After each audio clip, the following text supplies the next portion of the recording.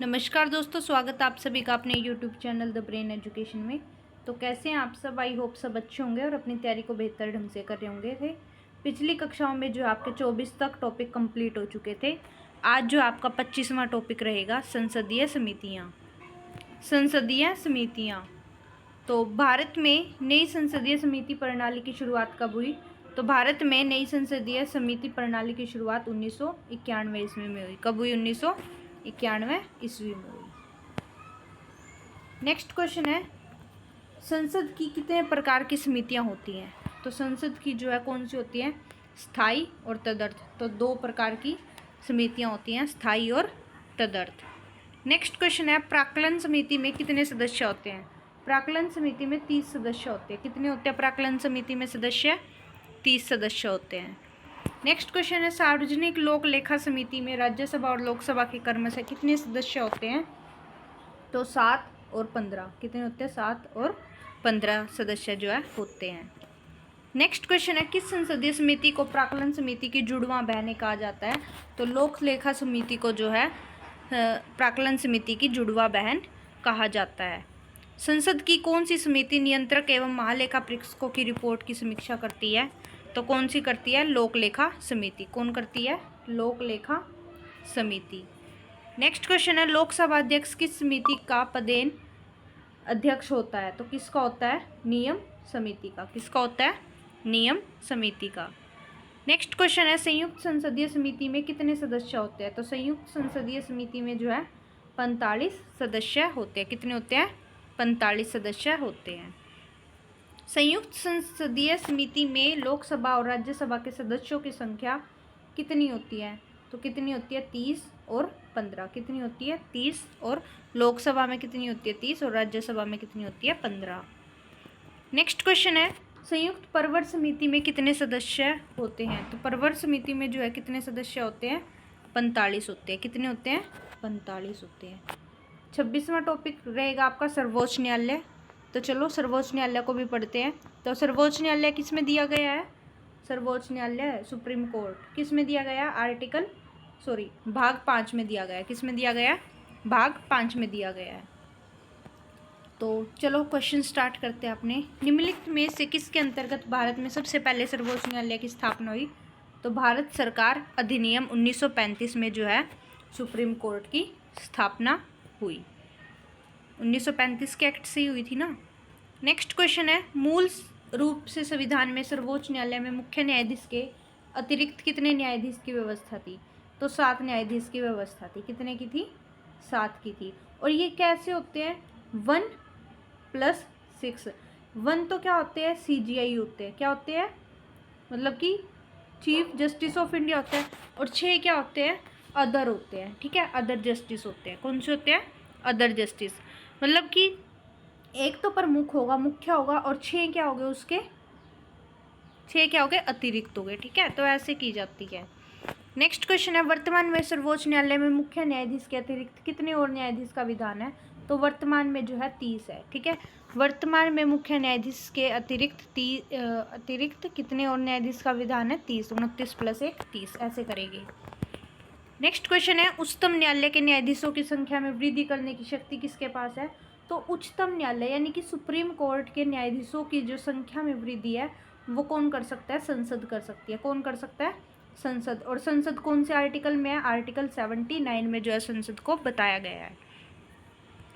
Next question है, सर्वोच्च न्यायालय के मुख्य न्यायाधीश की नियुक्ति।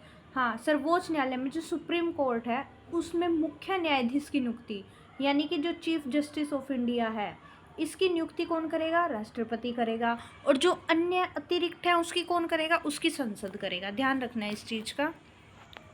नेक्स्ट क्वेश्चन है आपका, उच्चतम न्यायालय के न्यायाधीशों की सेवानिवृत्ति की आयु कितनी है? 65 वर्ष। ठीक है, कितनी है? 65 वर्ष।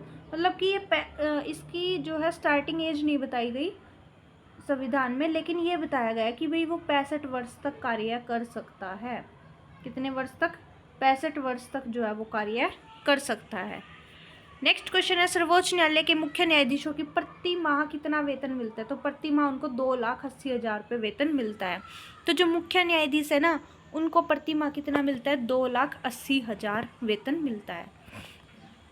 नेक्स्ट क्वेश्चन है सर्वोच्च न्यायालय के अन्य न्यायाधीश, अन्य जो हो गए, अतिरिक्त जो हो गए, उनको कितना मिलता है?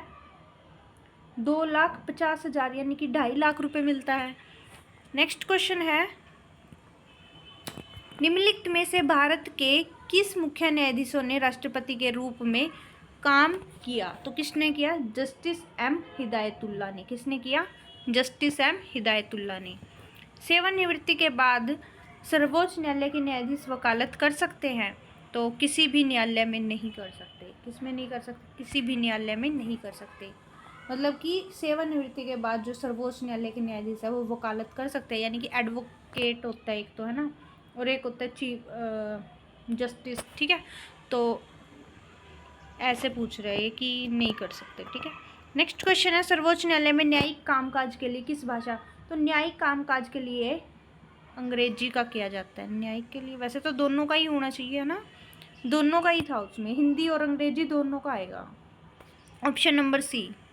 ठीक है, तो न्यायिक कामकाज के लिए जो है हिंदी और अंग्रेजी, तो आपका राइट ऑप्शन हो जाएगा ऑप्शन नंबर सी, हिंदी व अंग्रेजी दोनों के लिए ही, दोनों ही भाषा प्रयोग कर सकते हैं। ठीक है, नेक्स्ट क्वेश्चन है भारत में न्यायपालिका है, तो भारत में कैसी न्यायपालिका है? स्वतंत्र न्यायपालिका। कैसी है? स्वतंत्र। नेक्स्ट क्वेश्चन है भारत में न्यायपालिका का स्वरूप क्या है? एकीकृत है। कैसा है? एकीकृत है। राष्ट्रपति और उपराष्ट्रपति के निर्वाचन में विवाद के मामलों को किस प्रस्तुत किया जाता है? तो भारत का उच्चतम न्यायालय को प्रस्तुत किया जाता है। राष्ट्रपति कानूनी मामलों में किसके परामर्श होता है? महान्यायवादी के। महान्यायवादी मैंने बताया था कौन से आर्टिकल में था? आर्टिकल 76 में था। अच्छा, आज ये बताओगे कि राष्ट्रपति जो शासन लगता है वो कौन से आर्टिकल में है? ठीक है, आपातकाल जो लगता है, आपातकाल कौन से आर्टिकल में है? नेक्स्ट क्वेश्चन है न्यायिक पुनर्लोकन का अधिकार किसे है? तो न्यायिक पुनर्लोकन का अधिकार जो है लोकसभा को है। किसको है? लोकसभा को है। लोकसभा कौन से में है? 81 में है। ठीक है, नेक्स्ट क्वेश्चन है, ऐसे ही छोटे छोटे क्वेश्चन आपके साथ के साथ कवर होते चले जाते हैं जिसमें आपकी रिवीजन अच्छी हो जाती है ना। केंद्र और राज्यों के विवादों का समाधान करना सर्वोच्च न्यायालय के जिस क्षेत्र अधिकार के अंतर्गत आता है तो वह क्या है? अपीलिया है। क्या है? अपीलिया। अच्छा, ये बताओ अपने जो भारत में है वो लास्ट जो है कितने अपीलिया है? तो एक ही है ना। कहीं में भी यूएसए में है वो चीज़ कि दो अपीलिया न्यायालय होते हैं, लेकिन अपने भारत में एक ही है जो कि सर्वोच्च न्यायालय, अपीलिया न्यायालय। और जो यूएसए में है वो कहाँ, उसमें जो है 2 है अपीलिया न्यायालय। ठीक है, जनहित याचिका दायर की जा सकती है, तो जनहित याचिका दायर किस में की जा सकती है? उच्च न्यायालय में और सर्वोच्च न्यायालय में, दोनों में की जा सकती है। इसका एक बारी मेरे को भी बताना, थोड़ा डाउटफुल हूँ तो आप भी बताना एक बार। नेक्स्ट क्वेश्चन है सर्वोच्च न्यायालय को कितने तरह के रिट जारी करने? रिट कितने होते हैं? रिट 5 होते हैं। कितने होते हैं? 5 होते हैं। सर्वोच्च न्यायालय में भी 5 होते हैं और जो हाई कोर्ट है उसमें भी जो है 5 होते हैं।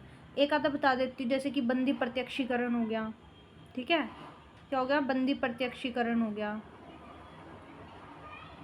और कुछ आप बता देना। एक क्यू वारंट हो गया, क्यू वारंट हो गया।